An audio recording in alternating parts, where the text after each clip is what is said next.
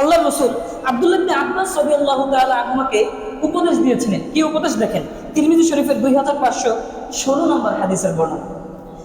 আল্লাহ রাসূল সাল্লাল্লাহু আলাইহি ওয়াসাল্লাম আব্দুল্লাহ ইবনে আব্বাস রাদিয়াল্লাহু তাআলা আনহুকে বলেন, হে বৎস, ওয়ালাম আন্নাল উম্মাতা লাউ ইজতামাআত আলা আন ইয়ানফাউকা বিশাইইন। আল্লাহর রাসূল বলেন, হে বৎস, দুনিয়ার সব মানুষ মিলে যদি তোমার একার কোন উপকার করতে চায়, জেনে রাখো তোমার উপকার ততটুকুই করতে পারবে যতটা উপকার আল্লাহ তাআলা তোমার তকদিরের মধ্যে লিখে রেখেছে। বুঝতে পারলাম কি বলছে? যে আল্লাহ তাআলা যতটুকু উপকার তোমার তকদিরে লিখে রাখছে ততটুকু উপকার তোমার পুরো দুনিয়ার মানুষ মিলে করতে পারবে। ওয়ালাম ইয়ানফাউকা ইল্লা বিশাইইন, তার থেকে এক বিন্দু পরিমাণ উপকার কেউ করতে পারবে।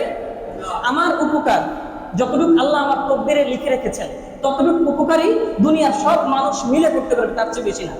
তারপরে আল্লাহ রাসূল বলেন, ওয়ালাউ ইজতামাউ আলা আইয়াদুররুকা বিশাইইন লাম ইয়াদুররুকা ইল্লা বিশাইইন ক্বাদ কাতাবাহু আল্লাহু লাক। আল্লাহর রাসূল বলেন, হে বৎস, জেনে রাখো তোমার ক্ষতি দুনিয়ার সব মানুষ মিলে ততটুকু করতে পারবে যতটুকু ক্ষতি তোমার রিজিকের মধ্যে আল্লাহ তাআলা লিখে রেখেছেন। যতটুকু আল্লাহ লিখে রাখছেন তার চেয়ে এক বিন্দু পরিমাণ ক্ষতি কেউ করতে পারবে না। এটা হচ্ছে আমাদের ইসলাম। এটা কি কথা বলেন না? আমাদের ইসলাম কি শিক্ষা দেয়? আমার উপকার, আমার ক্ষতি ততটুকু মানুষ করতে পারবে যতটুকু আল্লাহ লিখে রেখেছেন, তার চেয়ে এক বিন্দু পরিমাণ ক্ষতি বা উপকার কেউ করতে পারবে। আলহামদুলিল্লাহ, আল্লাহ রাব্বুল আলামিনের দরবারে অসংখ্য অগণিত লক্ষ কোটি কোটি শুকরিয়া যে আল্লাহ রাব্বুল আলামিন আমাদের সবাইকে গুণে গুণে বাছাই করে আল্লাহ তাআলার পবিত্র ঘর মসজিদের মধ্যে আসার মতো, বসার মতো তৌফিক দান করেছেন। এজন্য মহান রব্বুল আলামিনের দরবারে সবাই মিলে এক আওয়াজে উচ্চ কণ্ঠে শুকরিয়া জ্ঞাপন করি, আলহামদুলিল্লাহ। অতঃপর লক্ষ কোটি কোটি দরুদ ও সালাম বিশ্ব মানবতার মুক্তির দূত সাইয়্যিদুল মুরসালিন রাহমাতুল লিল আলামিন হযরত মুহাম্মদ মুস্তাফা সাল্লাল্লাহু আলাইহি ওয়া আলিহি ওয়াসাল্লামের উপর। সম্মানিত উপস্থিতি, আজকে আমার আলোচনার আলোচ্য বিষয় হচ্ছে সফর মাস ও মুমিনের ঈমানী দৃষ্টিভঙ্গি।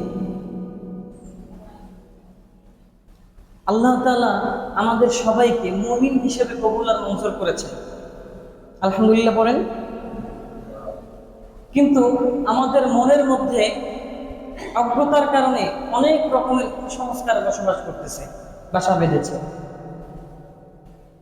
আমরা আজকে জানবো যে সফর মাস সম্পর্কে যে সমস্ত কুসংস্কার রয়েছে, ওই কুসংস্কারগুলো ইসলামের দৃষ্টিকোণ থেকে কিভাবে দেখে।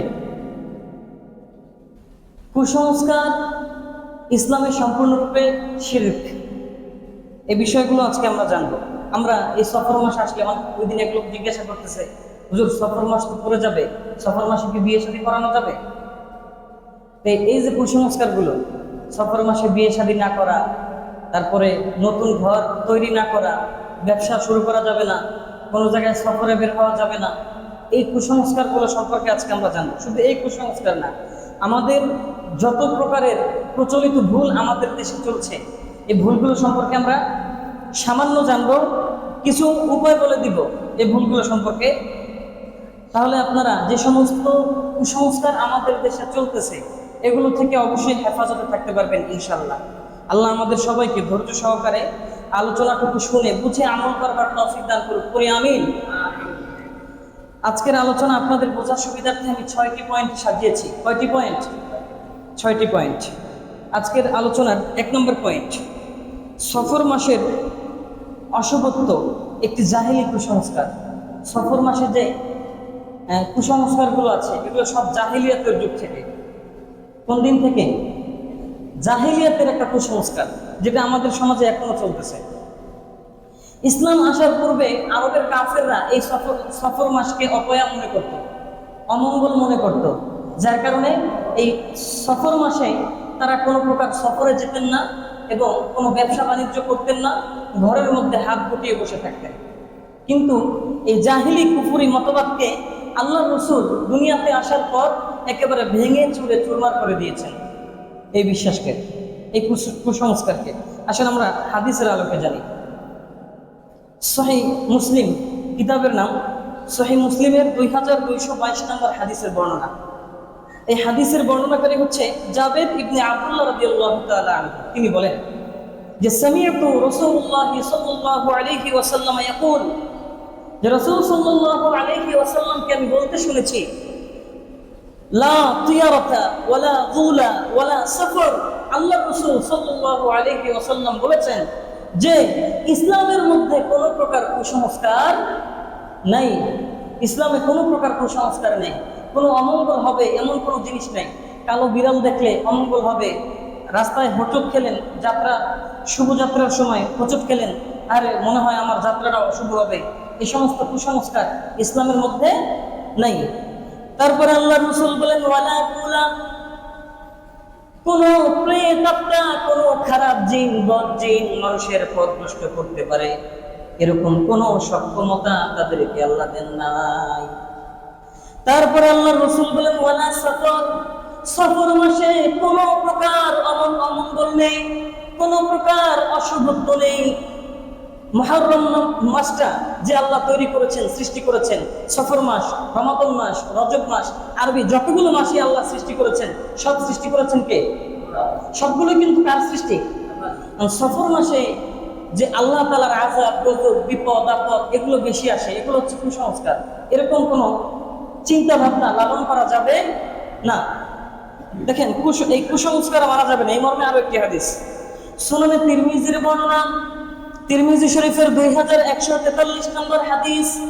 আল্লাহর রাসূলের সাহাবী আব্দুল্লাহ ইবনে মাসউদ রাদিয়াল্লাহু তাআলা আনহু বলেন, রাসূল সাল্লাল্লাহু আলাইহি ওয়াসাল্লামকে বলতে শুনেছি, রাসূল সাল্লাল্লাহু আলাইহি ওয়াসাল্লাম বলেন লা আদওয়া ওয়ালা তিয়ারাতা।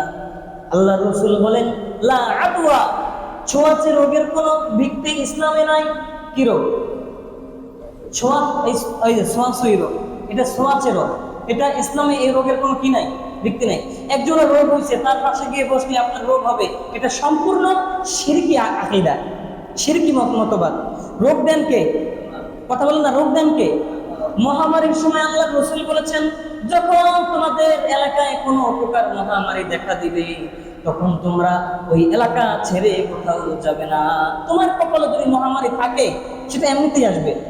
আরেকজনের মহামারী আরেকজনের, যেমন করোনা ভাইরাস হয়েছে না, একজনের কারণে আরেকজনের শরীরে মহামারী বা রোগ যাবে, এরকম কোনো ভিত্তি ইসলামে নাই। আল্লাহর রাসূল জানিয়েছেন ওয়ালা তিয়ারাতা, এবং কোন প্রকার কুসংস্কার ইসলামের মধ্যে নেই। ওয়ালা সফর, এবং সফর মাসেও কোনো অমঙ্গল নেই। বুঝলেন? তার মানে ছোঁয়াচে কোন রোগ আছে ইসলামে? রোগ দেন কে? সব প্রকার রোগ বিপদ আপদ দেন কে? তার মানে সফর মাসে কোনো অমঙ্গল হবে, কোনো বিপদ আপদ হবে, এই মাসকে দোষ দেওয়া যাবে না। আল্লাহ আমাদের সবাইকে হেফাজত করুক, করি আমিন। আল্লাহ রাসূল বলেন খালাকাল্লাহু কুল্লা নাফসিন ফাকাতাবা হায়াতাহা ওয়া মাউতাহা ওয়া মাসাইবাহা ওয়া রিজকাহা। আল্লাহ রাসূল বলেন আল্লাহ তাআলা প্রতিটি প্রাণী সৃষ্টি করেছেন, তারপর তার জীবন এবং তার মৃত্যু আল্লাহ তাআলা সৃষ্টি করেছেন। তার উপর কোন বিপদ আপদ আসবে সেটাও আল্লাহ তাআলা কিতাবের মধ্যে লিপিবদ্ধ করে রেখেছেন। এবং কি রিজিক ওই ব্যক্তি খাবে, কোন রিজিক তার কাছে আসবে, এই রিজিক সম্পর্কেও আল্লাহ তাআলা দুনিয়া সৃষ্টির পূর্বে লিখে রেখেছেন কিতাবে, অর্থাৎ লৌহে মাহফুজে। দুনিয়াতে আসার পূর্বে আল্লাহ তাআলা আমরা কোথায় যাব, কি খাবো, কার সাথে আমার বিয়ে হবে, কোন কোন বিপদ আমার উপরে আসবে, সব আল্লাহ আগে থেকেই লিখে রাখছে। সুতরাং কোনো মাসকে, কোনো সময়কে, কোনো দিনকে দোষ দেওয়া যাবে না। আল্লাহ আমাদের সবাইকে হেফাজত করুক, করি আমিন। এই গেল কুসংস্কারের আজকের আলোচনার 1 নম্বর পয়েন্ট। আলোচনার 2 নম্বর পয়েন্ট, রাত এবং দিনের মালিক একমাত্র আল্লাহ। কে? মানুষ যখন কোনো মাস অথবা দিনকে অশুভ বলে, আরে আজকের দিনটা খুব খারাপ, বলে না, আজকে আমার জন্য দিনটাই খারাপ, এটাকে দিনকে গালি দেওয়া হলো, মানে দিন খারাপ হলো। দিন খারাপ না, সময় খারাপ, আমার খারাপ সময় চলতেছে, এগুলো বলা যাবে না ভাই। ইসলাম আমরা কিন্তু চলতে ফিরতে কত রকমের শিরিক করে ফেলতেছি, আমরা জানিও না। নিজের অজান্তে কত কুফরি মতবাদ আমরা লালন করতেছি, আমরা জানিও না। দেখেন আল্লাহ তাআলা জানিয়েছেন সূরাতুন নূরের 44 নম্বর আয়াত, আল্লাহ তাআলা বলেন ইউকাল্লিবুল্লাহুল লাইলা ওয়ান নাহারা ইন্না ফি যালিকা লা'iবরাতান লিউলিল আবসার। আল্লাহ রাব্বুল আলামিন বলেন মুমিনরা শোনো, ইউকাল্লিবুল্লাহুল লাইলা ওয়ান নাহার, রাত এবং দিনের আবর্তন ঘটান একমাত্র আল্লাহ তাআলা। রাতের পরে দিন দান করেন কে? কথা বলেন না। রাতের পরে দিন আসে, যে এই দিনটা দেন কে? আবার দিনের পরে রাত আসেন, এই রাতটা দেন কে? আল্লাহ তাআলা বলেন রাত এবং দিনের আবর্তন ঘটান আল্লাহ তাআলা।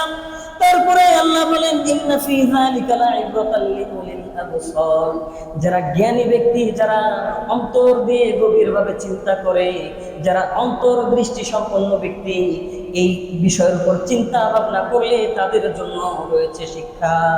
কিরকম? যদি কেউ চিন্তা করে হায় হায় রাত থেকে দিন আসে কেমনে, এটা কে করে? দিন থেকে আবার রাত আসে কিভাবে, এটা কে করে? এরকম যদি কোনো ব্যক্তি চিন্তা করে, এই ব্যক্তি তাহলে আল্লাহ তাআলার পরিচয় পেয়ে যাবে, আল্লাহ তাআলার পরিচয় পাবে, এবং কি আল্লাহ তাআলা তার অন্তরের মধ্যে ইলমের নূর ফেলে দিবেন। সুবহানাল্লাহ, জোরে পড়েন না। কথা বুঝতে অসুবিধা হচ্ছে? আমি বুঝাইতে পারতেছি তো কথা? সবাই মনোযোগ সহকারে আলোচনা শুনবেন ইনশাআল্লাহ। দেখেন, তার মানে রাত এবং দিনের মালিককে আল্লাহ তাআলা। দেখেন সহিহ বুখারীর বর্ণনায় আসছে, সহিহ বুখারীর 4826 নম্বর হাদিসের বর্ণনা। এই হাদিসের বর্ণনাকারী হচ্ছে আবু হুরায়রা রাদিয়াল্লাহু তাআলা আনহু। তিনি বলেন ক্বালা রাসূলুল্লাহ সাল্লাল্লাহু আলাইহি ওয়াসাল্লাম, আল্লাহ রাসূল বলেন ক্বালাল্লাহু তাআলা, আল্লাহ তাআলা হাদিসে কুদসির মধ্যে বলেন কাযাবানি ইবনু আদম। আল্লাহ তাআলা বলেন বনি আদম আমাকে গালি দেয়। বনি আদম মানে মানুষ, আদম সন্তান আমরা যারা সবাই আছি। আল্লাহ তাআলা বলেন যে বনি আদম আমি আল্লাহ তাআলাকে গালি দেয়। কি গালি দেয়? ওয়ালাম ইয়াকুল্লাহু যালিক, অথচ এটা কিন্তু তার জন্য মানায় না, গালিটা বুঝে নাকি। তারপর বলে ওয়াসাব্বানি ওয়ালাম ইয়াকুল্লাহু, তারা গালি দেয়, আমার উপর মিথ্যা অপবাদ দেয়, এটাও তার জন্য মানায় না। আর তার গালি দেওয়ার অর্থ হচ্ছে ওয়া আম্মা সাব্বুহু ইয়া ফাকুলহু, এই কথা বলা যে হায় আফসোস ইয়া খাইফাতাত তাহর। আল্লাহ তাআলা বলেন যে এই কথা বলে আফসোস করে, হায় আফসোস আজকের দিনটা কতই না খারাপ, হায় আফসোস আজকের সময়টা আমার জন্য কতই খারাপ চলতেছে। অনেক সময় হয় না, বিপদ আপদ বালা মুসিবত আসলে আমরা সময়ের দোষ দিই। সময়ের দোষ দিই না? না, আপনি যদি এতটুকু মনে রাখতেন ভালো মন্দ কার পক্ষ থেকে? আল্লাহর পক্ষ থেকে। ভালো মন্দ কার পক্ষ থেকে? আল্লাহর পক্ষ থেকে। তাহলে আর সময়কে গালি দেওয়া হলো না। আল্লাহ যা করেন বান্দার ভালোর জন্য করেন। আপনার জন্য সাময়িক সময়ের জন্য একটা বিপদ আসছে, হইতে পারে এই বিপদ থেকে আল্লাহ তাআলা আপনাকে উত্তম একটা জিনিস দান করবে, এরকম হইতে পারে না?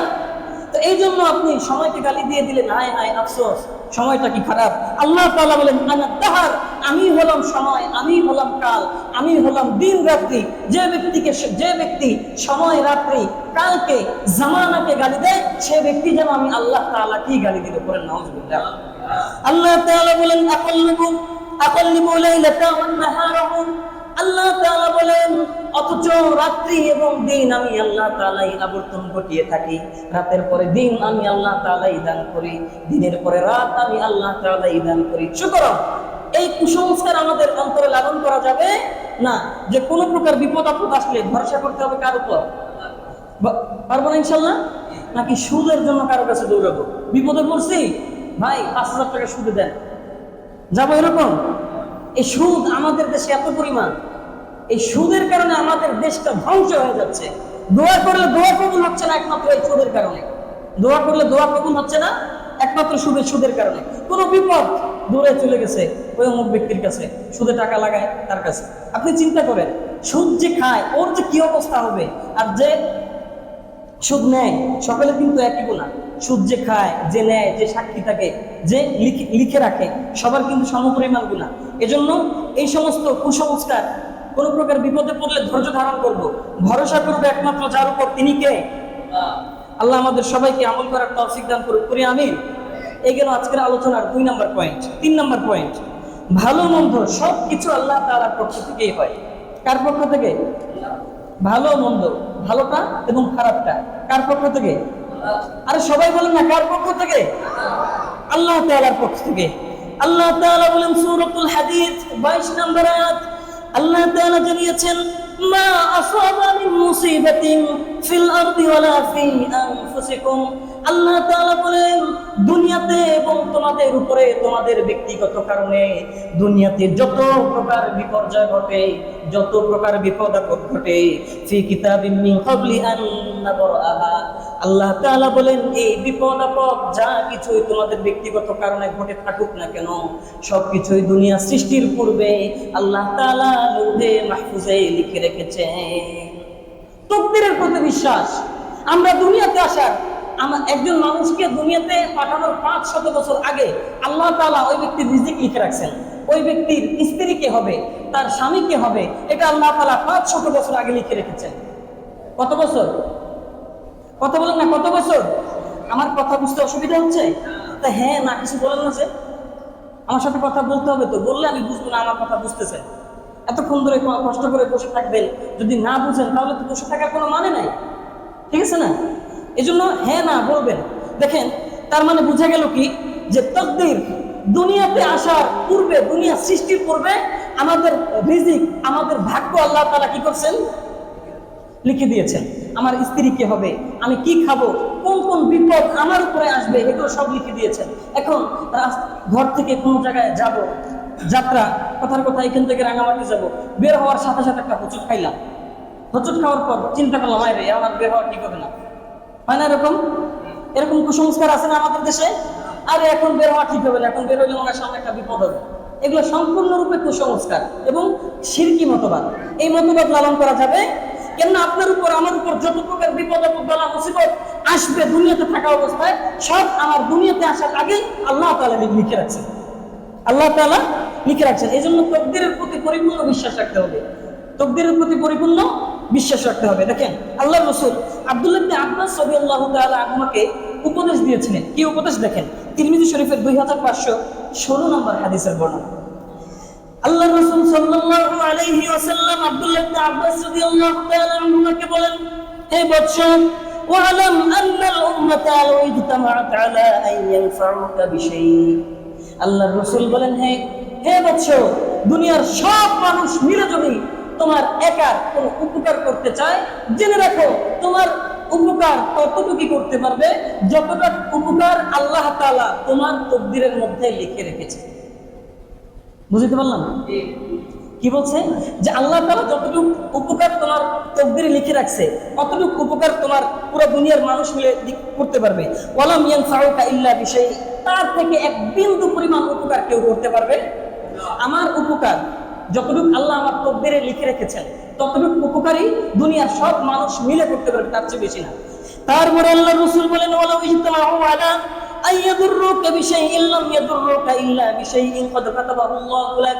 আল্লাহর রাসূল বলেন, হে বৎস, জেনে রাখো তোমার ক্ষতি দুনিয়ার সব মানুষ মিলে ততটুকু করতে পারবে যতটুকু ক্ষতি তোমার রিজিকের মধ্যে আল্লাহ তাআলা লিখে রেখেছেন। যতটুকু আল্লাহ লিখে রাখছেন তার চেয়ে এক বিন্দু পরিমাণ ক্ষতি কেউ করতে পারবে না। এটা হচ্ছে আমাদের ইসলাম। এটা কি কথা বলেন না? আমাদের ইসলাম কি শিক্ষা দেয়? আমার উপকার, আমার ক্ষতি ততটুকু মানুষ করতে পারবে যতটুকু আল্লাহ লিখে রেখেছেন, তার চেয়ে এক বিন্দু পরিমাণ ক্ষতি বা উপকার কেউ করতে পারবে না। এজন্য মুসলমানদের, আমাদের প্রত্যেকের এই আকীদা লালন করা দরকার। ভালো মন্দ একমাত্র কার পক্ষ থেকে? এখন রাস্তায় হুজুর খেয়ে পড়ে যাব, অথবা সফর মাসে বিয়ে শাদী করালে বিয়ে শাদীর মধ্যে অমঙ্গল হবে, নতুন ব্যবসা শুরু করলে ব্যবসার মধ্যে বরকত হবে না, এগুলো সব হচ্ছে কুফরি শিরকি মতবাদ। এগুলো থেকে আল্লাহ আমাদের সবাইকে হেফাজত করুক, করি আমিন। তো এই গেল 3 নম্বর পয়েন্ট, ভালো মন্দ সবকিছু কার পক্ষ থেকে? আল্লাহর পক্ষ থেকে। 4 নাম্বার, অমঙ্গল বা কুসংস্কার বিশ্বাস করা শিরক। এই যে এতক্ষণ ধরে বলতেছি যে কুসংস্কার শিরক, কুসংস্কার শিরক বলতেছি না? আমার অনেকে জিজ্ঞাসা করতে পারে, এটা যে শিরক হুজুর পাইলো কই? অনেকে প্রশ্ন করতে পারে না? দেখেন কই পেলাম। তিরমিজি শরীফ, এই আবু দাউদ শরীফের বর্ণনা 3907 নম্বর হাদিসের বর্ণনা। দুইটা হাদিস, প্রথমটা আগে শুনেন। আল্লাহ রাসূলের সাহাবী কবিসা ইবনে মুখারিজ রাদিয়াল্লাহু তাআলা আনহু থেকে বর্ণিত, তিনি বলেন ক্বালা সামি'তু রাসূলুল্লাহ সাল্লাল্লাহু আলাইহি ওয়াসাল্লাম, আল্লাহ রাসূল সাল্লাল্লাহু আলাইহি ওয়াসাল্লামকে বলতে শুনেছি, আল ইয়াফাতু ওয়াত তিয়ারাতু ওয়াত তারকু মিনাল জিবতি। বুঝেন ভালো করে, আল্লাহ রাসূল বলেন পাখির ওড়া দেখে ভাগ্য গণনা করা, মাটির মধ্যে দাগ কেটে ভাগ্য গণনা করা, হাত দেখে ভাগ্য গণনা করা। রাগ করলা? মনে করিনি আপনাদের? হ্যাঁ, হাত গণনা করে আর বলে রাগ করলা? এই যে করতেছে এগুলা বিনোদন পাচ্ছেন, হ্যাঁ ঠিক আছে, সাময়িক সময়ের জন্য বিনোদন পাচ্ছেন, কিন্তু এটা ইসলামে কতটুকু পরিমাণ বৈধ এটা আপনার দেখতে হবে। যেহেতু আপনি আমি একজন মুসলিম, তাই না? আপনি আমি একজন মুসলিম, এটা আমাদের কতটুকু পরিমাণ বৈধ এটা জানা দরকার আগে। হাত দেখে বলতেছে রাগ করলা, বিনোদন পাই অনেক লোক তো যাইতেছে তার কাছে। দেখেন সম্পূর্ণরূপে এগুলো হারাম। আল্লাহ রাসূল বলেন আল ইয়াফাতু ওয়াত তায়রাতু ওয়াত তারকু, পাখির ওড়া দেখে ভাগ্য গণনা করা, মাটির মধ্যে দাগ কেটে ভাগ্য গণনা করা, হাত দেখে ভাগ্য গণনা করা, ওয়াত তারকু মিনাল জিবতি, এগুলো হচ্ছে সব কিছুই শয়তানের কাজ, শিরক। এগুলো সব কিছুই কিসের কাজ? এগুলো সব কিসের কাজ? তার মানে হাত যারা দেখে, যখন হাত দেখে আর গণনা করতে আসবে, অনেকে ভাগ্য গণনা করে না, বানর দিয়ে ভাগ্য গণনা করে, ও যখন আসবে ওর আগে ধরে প্রথম পিটাই নেবেন, পিটাই তারপরে বলবেন যে তুই যে এখানে এলে মাইর খাবি, এটা তুই আগে ভাগ্য গণনা করে পাস নাই। বুঝলেন না বিষয়টা? ও আইলে ওর আগে পিটাই নেবেন, পিটাই বলবেন যে তুই যে এখানে এলে মাইর খাবি, এটা তুই জানোস না, তুই তো ভাগ্য গণনা করিস, আমার ভাগ্য বলতে পারিস, তোরটা বলতে পারিস নাই, ধরা খেয়ে যাবে। এই জন্য ভাগ্য গণনা করা, এই যে হাত দেখে, এগুলো সম্পূর্ণরূপে কি শিরক, কুসংস্কার, এগুলো করা যাবে না। তারপরে দেখেন সুনানে আবু দাউদের 3910 নম্বর হাদিস। এই হাদিসের মধ্যে আব্দুল্লাহ ইবনে মাসউদ রাদিয়াল্লাহু তাআলা আনহু বলেন যে রাসূল সাল্লাল্লাহু আলাইহি ওয়াসাল্লাম বলেছেন আত-তায়রাতু শিরকুন, কুসংস্কার, ইসলামের মধ্যে যত প্রকার কুসংস্কার আছে এগুলো শিরক বলে বিবেচিত। যত প্রকার কুসংস্কার আছে এগুলো সবগুলো কি? আত-তায়রাতু শিরকুন, এগুলো সব শিরক। তারপর ওয়ামা মিন্না ইল্লা, খেয়াল করবেন, সেটা হচ্ছে কি আল্লাহ রাসূল বলেন যে আমাদের মনের মধ্যে খটকা লাগে না এমন ব্যক্তি নাই। মানে আমাদের মনের মধ্যে খটকা লাগবে বিভিন্ন বিষয় নিয়ে। সাপোজ বুঝেন, আমরা অনেক সময় ওযু করি না নামাজের জন্য, ওযু করার পর এরকম খটকা লাগে, কি ওযুটা কি হইল নাকি হইল না, এরকম খটকা লাগে না? পরে আবার করি কি, আবার ওযু করি, ওযু করার পর মনে হলো যে আবার হয় নাই ওযু, আবার করি, এরকম অনেক সময় হয় না? অনেক ব্যক্তি বলে হুজুর ওযু করলে মনে হয় যে ওযু হয় নাই। এটা কি করা যায় বলেন? বুঝেন, যদি কোনো ব্যক্তির এমন হয়, ওযু করার পর ভরসা করবেন একমাত্র আল্লাহর উপর। কার উপর? আল্লাহর উপর ভরসা করে ফেলবেন, আল্লাহর উপর ভরসা করবেন। আপনি ওযু করে ফেলছেন, শয়তান আপনাকে ওয়াসওয়াসা দিতেছে, আর তোর ওযু হয় নাই, আবার কর। নামাজের মতো একটা পবিত্র কাজ করবি, যদি ওযু ঠিক মতো না করস তো নামাজ হইল? এরকম শয়তান মনের ভিতরে কি দেয়? কুসংস্কার, মানে ওয়াসওয়াসা দেয়। তো যখন শয়তান ওয়াসওয়াসা দেয়, আপনি এখানে ওযু 2বার 3বার 4বার করতে করতে এদিক থেকে আপনার জামাত ছুটে যাবে। বিষয়টা বুঝেন নাই? শয়তান তো চাবে তোরে কোনোভাবে নামাজ থেকে মাফ করতে পারলে হয়। এই জন্য এগুলো হচ্ছে কুসংস্কার। একবার ওযু করে ফেলবেন, বাস, তাওয়াক্কালতু আলাল্লাহ, আল্লাহ তাআলার উপর ভরসা। এই জন্য এই সমস্ত আকীদা লালন করা যাবে না। ওয়ালাকিন্নাল্লাহা ইয়াবহিমু বিত-তাওয়াক্কুল। এখানে হাদিসের শেষে আল্লাহ রাসূল বলেন যে কোনো ব্যক্তি যদি এরকম কুসংস্কারের মধ্যে পড়ে অথবা খটকা আমলের মধ্যে থাকে, সেই ব্যক্তি যেন সরাসরি আল্লাহ তাআলার উপর তাওয়াক্কুল, ভরসা করে ফেলে, তাহলে ওই সমস্ত ব্যক্তিকে এই সমস্ত কুসংস্কার থেকে, খটকা থেকে আল্লাহ তাআলা হেফাজত করবে। এগুলো 4 নম্বর পয়েন্ট।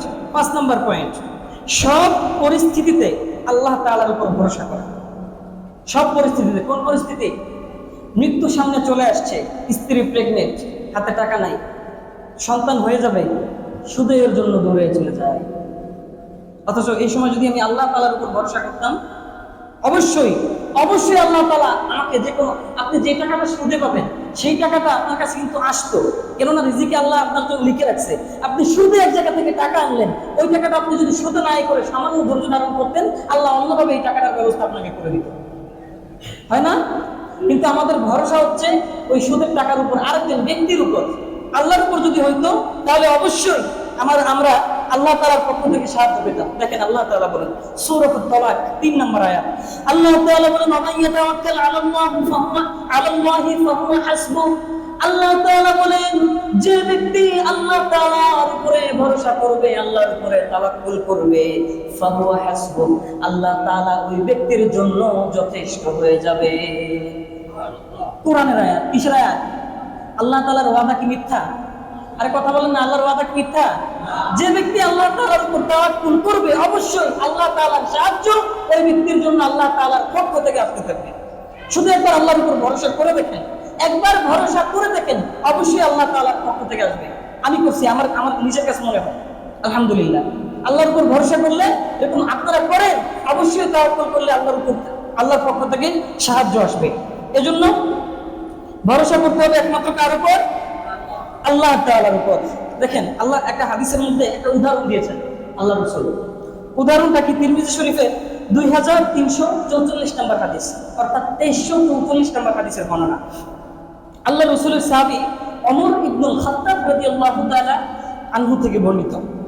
তিনি বলেন, রাসূল সাল্লাল্লাহু আলাইহি ওয়াসাল্লাম বলেছেন, লাউ আন্নাকুম তাওয়াক্কালতুম আলাল্লাহি হাক্কা, তোমরা যদি আল্লাহ রাসূল বলেন, তোমরা যদি আল্লাহ তাআলার উপর পরিপূর্ণ বিশ্বাস অথবা পরিপূর্ণ ভরসা রাখতে, সঠিক নিয়মে আল্লাহর প্রতি ভরসা করতে, তাহলে আল্লাহ তাআলা তোমাদেরকে এমন ভাবে রিজিক দান করতেন।